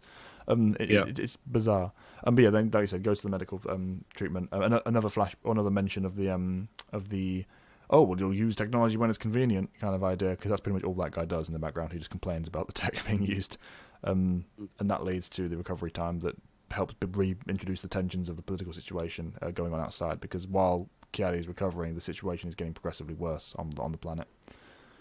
Tensions are escalating. Which takes us to the next issue, which opens up on space. This is where to me this story honestly starts feeling much disconnected from like what was set up earlier. Yeah, agreed. This is the reason why the whole thing just feels very muddled for me starting at this point, and from here on out I don't have a great deal of interest. I think I don't know that we could really squeeze. See, everything we've been talking about I think has been interesting to me because it's been about the characters, it's been about the publication period, that era, both within the setting and within our world. It's been about just interplay between the characters and all these competing ideas of philosophy. There's not really that anymore now. Now we have like this romp through space where Mon is taking like these weird Givix, these creatures for the purposes of Jabba to snack on, right? Yeah, that's literally all that. So I mean, this feels like an EU story. Like when people like talk about the EU, like when they don't know much about it and they just think, it's like these weird, wacky, stupid stories, which there are some of those. That's where this enters that realm. It doesn't descend into that necessarily, but it's far less interesting. Like we've had like some fairly interesting build-up, and it doesn't really pay off for me. Yeah. I completely agree. It kind of ends with a whimper rather than a bang. Yeah, and this, this stuff, it's not worthy of the setup as well. The setup of the story, I feel like this part of the arc is why the rest of it's so often just discarded and forgotten. People don't think about this arc and the setup because of how it ends, and it doesn't go anywhere. All this build up that could have been fascinating and interesting and actually really developed to a larger extent than it did just doesn't as a result of this. And yeah, I mean, we'll go through it, but there's not too much to add to this with it being so, again, action-based, if nothing else. Yeah. Which, granted, I mean, most people, the ending of stories is usually what most people remember about things, so. But yeah. Even it's sad, when you have when you have an ending as well, I think is equally important in terms of like memorability, is the flavor it left you with. I mean, it's like it's like I'm currently replaying Mass Effect for the first time in years because I know how it ends, but I still want to go back. I want to go back and re-understand what I loved about those earlier series before it got to the ending. Yeah. You know, so I mean, I'll never really enjoy the ending, but I want to go back on that adventure. This isn't Mass Effect. This is a very small story. Is it justified going back and revisiting it time after time because if you know how it ends? You know, and I think most people would probably say no. Obviously it's all in the eye of the beholder. It's up to you. There's no right or wrong here. But I think if you're a diehard Ki-Adi fan, for example. Which I'm sure there are some. Yeah, it's interesting you mentioned that, actually, because while there are definitely some out there, it's undeniably one of the lesser, renowned characters in the fan base. He's not someone that, a vast swath of the hardcore Star Wars fans appreciate on the level that, someone like Obi-Wan or Shakti or Sidious or Luke, any of these. It's kind of inexplicable how some people grow to be fans of most of those characters. I mean, I'm not saying every single one of them. Some are very highly featured, or whether or not they should be, they just are. But yeah, he's of the popular ones. He's probably like one of, because he is popular in his way. It's like, I would say there's probably more people are interested in Ki-Adi than somebody like Oppo, for sure. For example. Right. Yeah. But it's. Yeah, it's obvious why. When I say what I mean by that, it's obvious why he's the least popular of the popular ones, or one of the least popular rather. They don't really do much with him after this era, Mm-hmm. Yeah, which is ironic because he's one of the few Jedi outside of the main cast in the films to actually have speaking roles. Mm-hmm. He's portrayed as like the. He did more in the films than Plo Koon ever did, for example. Plo Koon didn't get a single line in the films. Yeah, it's just like you said there, Matt. He's portrayed like he's the third most important member of the council until Obi-Wan enters the picture properly, anyway. And he's just not. This story establishes at the very end that he's only just joined the council. Like, oh fuck, Obi-Wan stealing my thunder. What about the droid attack on the Wookiee? Is that what sounds like? Oh, you're right. Yeah. Thanks for the contribution. Yeah. And then it's weird because in the Revenge of the Sith novelization, it tries to big up Aegon Kolar as being, really important too. Which is, He's got to fight Palpatine, so we have to care about him, right? Yes. Oh yeah, because there was so much payoff with that. Anyway. Oh yeah. But he nearly killed Palpatine, didn't you see? Yeah. But going back to like his popularity here and how it relates to this arc, though, I like that. While we agree that the ending doesn't do the story justice and ultimately diminishes the memorability of the story, I like that what we've been given up to this point is something that a true Ki-Adi fan could appreciate. Could look back with fondness and go, yes, this is cool. This is part at least of why I like the character. It's not going to be a disappointment all the way through this if you're someone looking for more material with him, and I appreciate that. Yeah, it's not a disappointment all the way through. I agree with that. No. But it's like I literally have no interest in discussing beat by beat what's going on here at this point. Basically he gets he's given some very exotic looking droids to be his partners.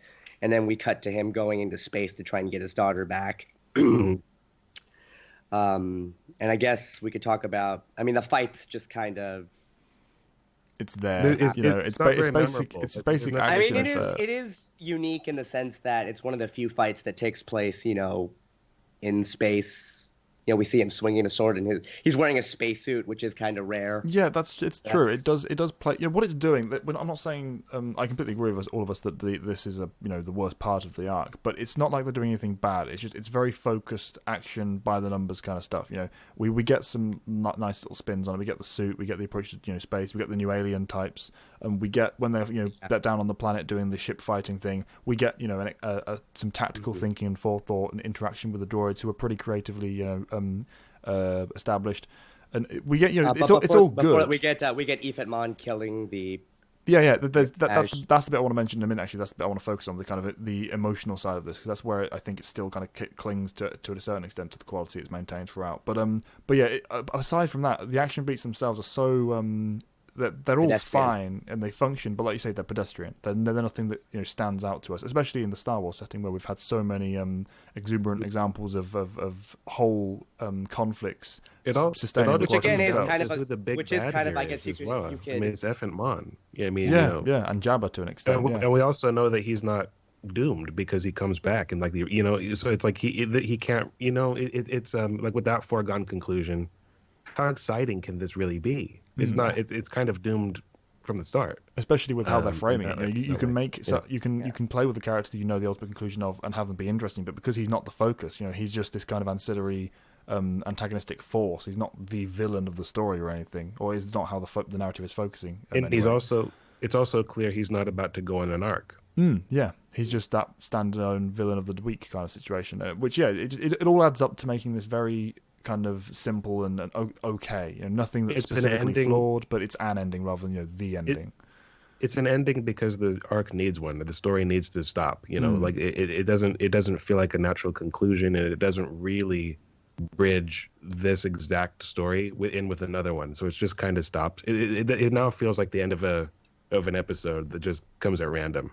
Or rather, maybe if you had like a trilogy of episodes that felt like they were going somewhere, and then never mind, we forgot that plot line. Just end it there, and like the next episode will have nothing to do with this, but we introduced that character. That's what it is. Yeah. Then so he escapes. Then we eventually cut to Tatooine at Jabba's palace, and his daughter and being presented to him.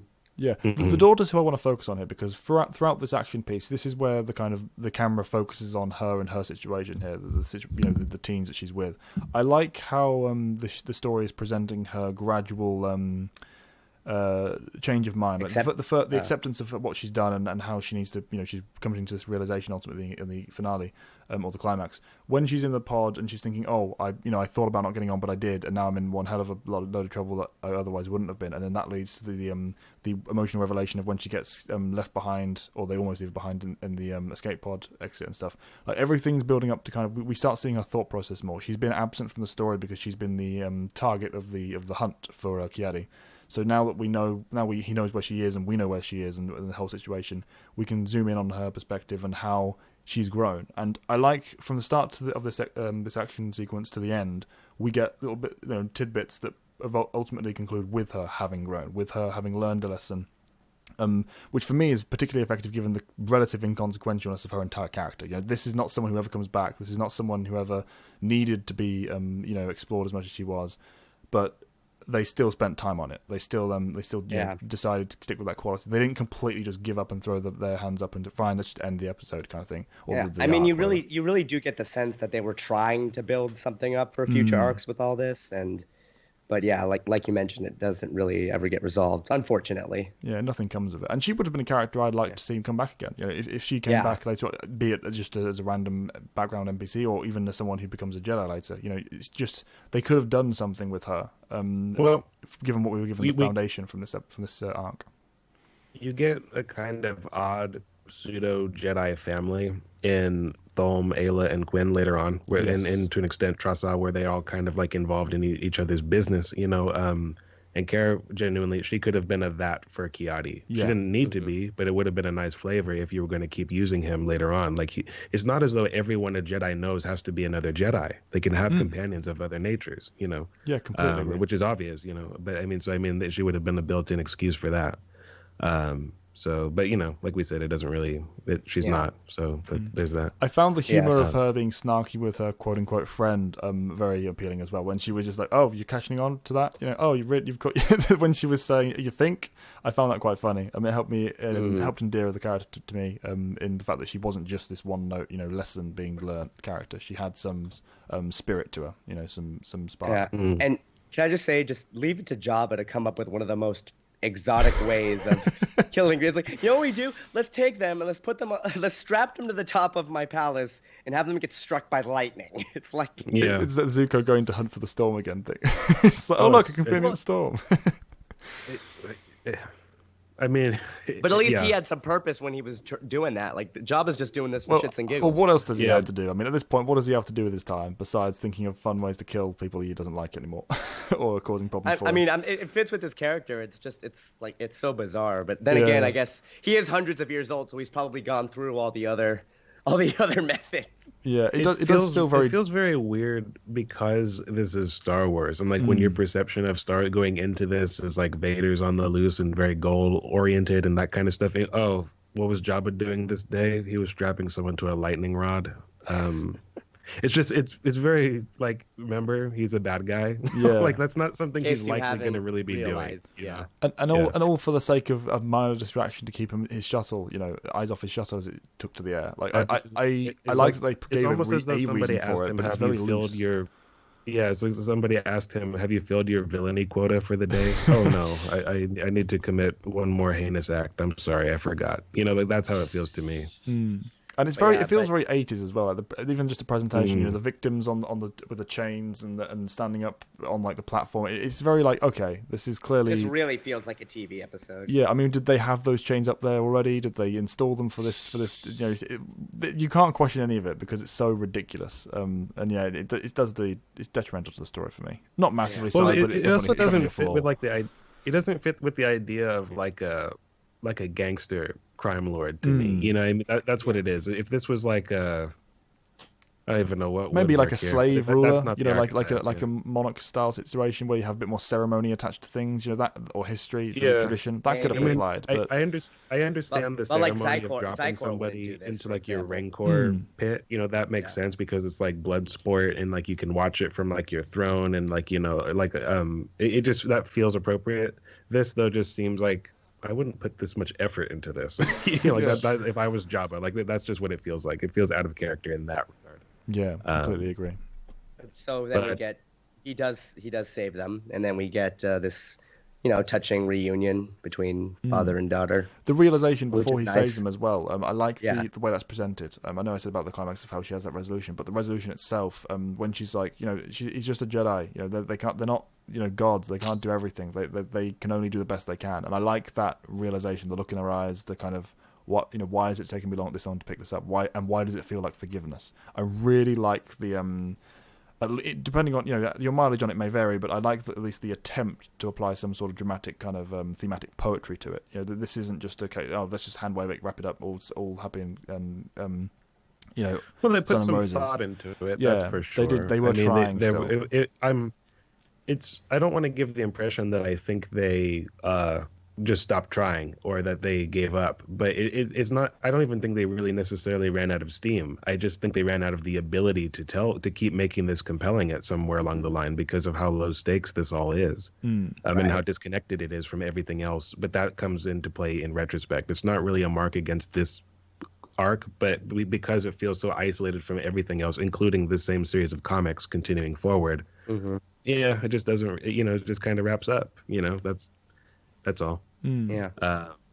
So can we, wrap up? But then we wrap. So we finish with him getting things settled on the planet, and then we cut to him and his family, and this is where we see the entire Mundi clan, I guess, so to speak, all together. We learn that his Bond wife is pregnant finally. Yes, yeah, so and the resolution of that with the whole the reason that is because he got over the whole the fear thing. He now genuinely doesn't care whether it's a son or a daughter, and so he can go take that step with her because he doesn't have to worry about her recognizing that because it's no longer there. And the focus do you believe that? And yes, I do. And it was a really nice conclusion to that kind of story. Which is interesting because like I know they never come back in the comic, but what was it? Correct me if I'm wrong, but wasn't it established in some guide that she did have a son, or am I misremembering? I mean, I feel like thematically she has to do. She has to. She has to have a son to make this story kind of the cherry on top of the whole lesson. Let be what will be, kind of thing. It would. Well, the impetus for wanting a son is again because like that birth rate. Like you need to keep. It's not that boys are better than women; they're more needed in this time. And also for Ki-Adi in particular, if I sire a son, I don't necessarily need to be here as much. I can fulfill my duties as a Jedi and I can leave. It's done. like yeah. Especially because what's he gonna do? Have 40 kids and hope to have 2 sons? No, I have other things to do, right? Like it's like how many sons can you expect any one Syrian to make? You're lucky that you get one. You know what I mean? That's I think the idea here. So, I don't know if it was ever established, but that's certainly like the natural expectation that you have. Yeah. It also would explain why he's not based on Cerea going forward and properly able to spend time in the council chamber or on mission. Again, it just comes back to that kind of happy coincidence of it all making sense. Even though it was laying like the wrong groundwork, it still wasn't so inconsistent enough that it couldn't be worked around. So very, very good job on that one from their front. Speaking of council, we then cut to Yoda. Yes. And it's sort of kind of establishing Ki-Adi's appointment to the council.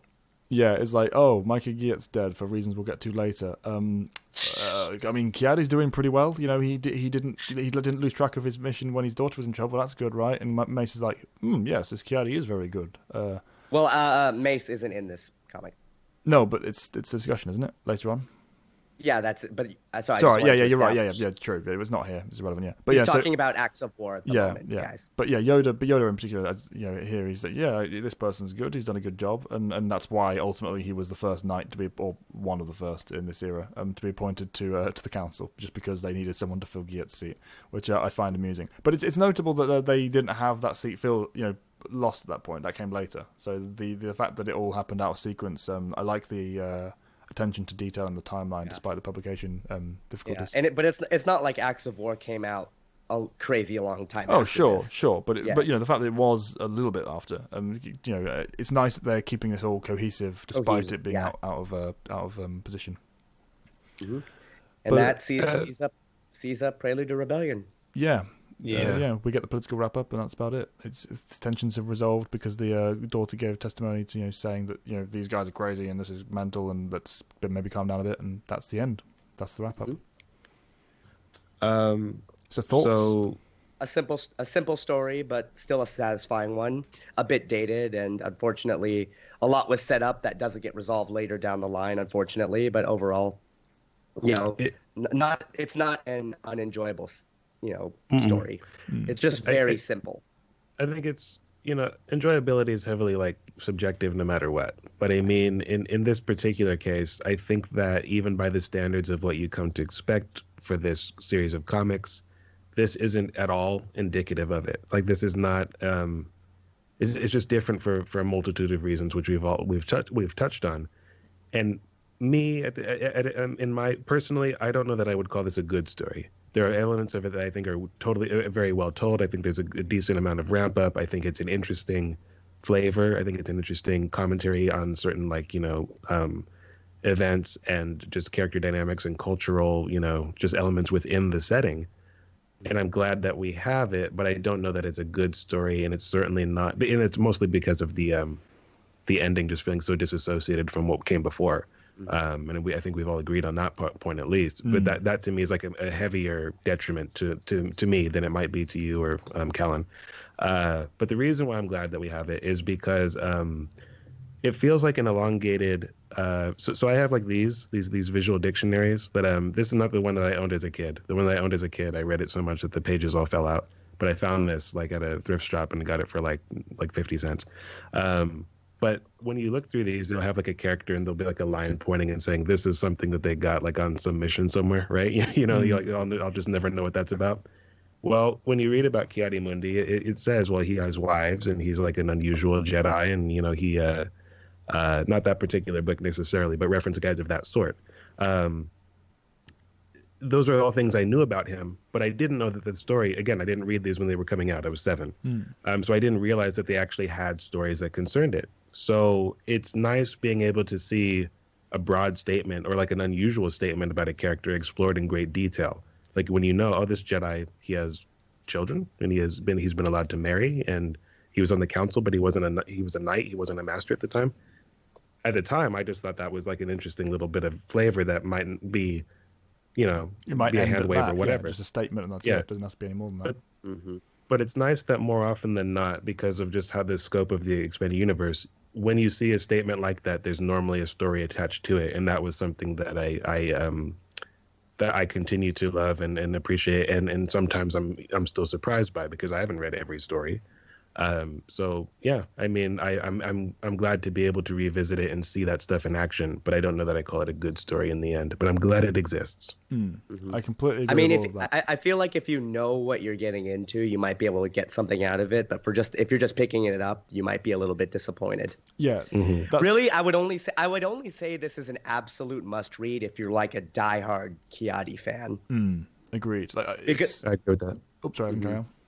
No, I was just saying, because a lot of who he is as a character is established in this story, and it's one of the biggest, dives into his history and his character. So if you are a really big fan of the character, it is definitely a must. But other than that, there's not too much you'll get out of it that you can't get better or just as good in other works. Yeah, I completely agree with both of you. It's a heavy instance of tailored expectations. Like you said, you need to go into this with the right frame of mind to properly enjoy it. And if that frame of mind, as Matt said, is expansion of the expanded universe and a little flavoured story that attached to what otherwise would have been a hand-waved comment. I mean, you say it best, Matt. The fact that everything we know about, or almost everything we know about Star Wars on a kind of factual reference level, has at least a minor story attached to it or backing it. Is what makes me love the setting so much. It's the fact that you can go, oh, what's this, Sora Sub business company thing? Oh, there's about 5 stories where that appears and is actively a part of the plot. What's that planet that's attached to? Oh, this mission they went on to this planet on like 3 different missions in these stories. Yeah. Which characters are involved? And it's the power of Wikipedia. It's the reason that people will spend hours on that, and it's one of the biggest wikis, if not the biggest fictional wikis in the world. The strands all connect. Yeah, when you mentioned the Wikipedia thing, a lot of people, Wikipedia. I mean, yeah. They every now and then, if you're looking for like feats or like there are things that might be misrepresented or not included or omitted or just mistaken or whatever. But when they're talking about like the stories, that stuff all happened, guys. Like there's it's attached to like the source material that the claim comes from. I can't say that in 100% of the time. That's what I gave that little bit of a spiel about. But by and large, those stories are a thing. And a perfect example of that would be read something like the Power of the Jedi source book. You'll have like mini biographies of the characters, and you go, "Oh, that's interesting. I'm glad they established that." It didn't establish that. There you go. It didn't establish that. It's like collecting and truncating a summary of something that actually is known more often than not. So it's really great. I like that we can actually go and see that story that they merely reference. That's cool. And it's almost unique for a fictional universe. It does exist elsewhere, but nowhere near to the same scale, just by the nature of how many creators are involved in the Star Wars franchise. And it's always has been and always will be my favorite thing about the EU. I learned so much about it when I was in my early years, just literally pulling over Wikipedia articles. Like, oh, what happened with Quinlan Vos and Aayla Secura? I find a tidbit on that and go, wait, this has a story attached to it. Comics. I'll go read the comics. Oh, look, a great and fascinating story arc that led me to this very run of the comic editions for Star Wars. And it just that kind of interconnected. Those kind of interconnected branches and network of sources and stuff, it's wonder to behold. And while I agree that this story is not the height of that, nowhere close, it is a welcome addition to that overall narrative and that overall thing, whatever you want to call it, universe. Does anyone feel like giving it a grade? Oh, I'd give it quite a high one actually for the scale of story it is. If it didn't have the problem of the ending, like that's the only thing that to me brings it down. That's a big if for me. It's I think that ending brings it down to like it's very middling for me. I would have skewed positive if not for that ending. I'm gonna call it a 5 out of 10. It's just it gets the job done, but like the ending's just so lame for me. Yeah, for me, I think objectively you're right. It's a 5, but in terms of my personal enjoyment, I'd give it a 6. Out of 10, no problem. Because I enjoy what they do with the character at the start. I'd say 5 overall, but 6 if you're a diehard Ki-Adi fan. Yeah, I think, and that's the important thing I think as well. The personal investment in the character. This is one of the best stories for him in terms of developing his backstory. So yeah, but those are our thoughts on this part of the Republic comic run, guys. And we'll be moving forward with the rest in sequence from this point on. We're not sure on a schedule for that because it depends very much when each of us are available and how many of us want to talk about any given issue or set of issues. Right. So it's going to be a little bit less consistent than our usual runs. I'll be here for probably all of it. I think. Yeah, I will be as well. But yeah. We'll see who else kind of dips in and out depending on what their areas of interest are. Anything we've missed in the comment section down below that you want to discuss in further detail, just let us know. Looking forward to hearing your thoughts on it because this is stuff that has been out for so long that so many people have seen it and maybe you just forgotten it even existed. So it's nice to be reintroduced and have discussions about it again. I am Rutty4 and I still don't have an outro. I'm Grade91. Thanks for watching, guys. Evan over 95. We hope you guys enjoyed. We'll see you guys later. Goodbye.